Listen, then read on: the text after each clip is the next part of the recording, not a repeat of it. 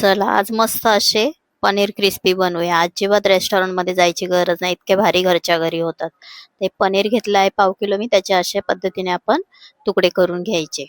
आता आपण तुकडे आहेत ना हे पनीरच्या बाउलमध्ये काढून घेऊया। त्याच्यामध्ये मीठ, आलं लसूण पेस्ट, लाल तिखट आणि पांढरे तीळ घालून घेऊया आणि हे चांगलं असं मस्त आहे ना सगळीकडनं एकसारखा मसाला लागेल असं मिक्स करून घ्यायचं।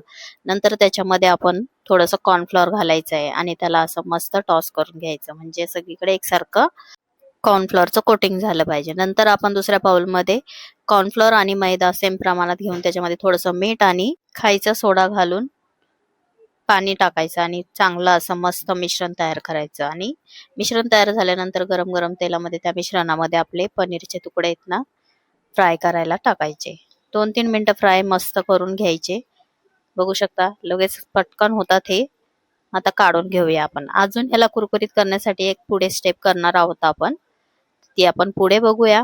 तोपर्यंत आपण हे सगळे पनीर काढून घेतलेत आणि आता आपण त्याचा सॉस बनवूया। तर इथे आपण आलं लसूण घेतलेलं आहे, लाल मिरची घेतलेली आहे आणि पांढरे तीळ हे चांगले मिक्स करून घ्यायचे, व्यवस्थित तेलामध्ये परतून घ्यायचे।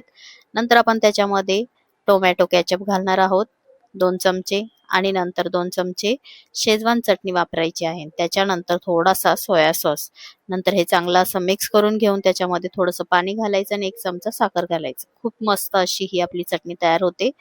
आता आपण कुरकुरीत करण्यासाठी पुढची स्टेप म्हणजे आपण हे कडकडीत तेलामध्ये पुन्हा आपण याला फ्राय करायचे, त्याच्यामुळे मस्त असे क्रिस्पी होतात। बघू शकता कसे मस्त झालेले आहेत। आता आपण या सॉसमध्ये याला 1 मिनिट चांगलं परतून घ्यायचे पुन्हा। तर बघू शकता आपले पनीर क्रिस्पी किती मस्त झालेले आहेत आणि अगदी रेस्टॉरंट सारखे झालेले आहेत।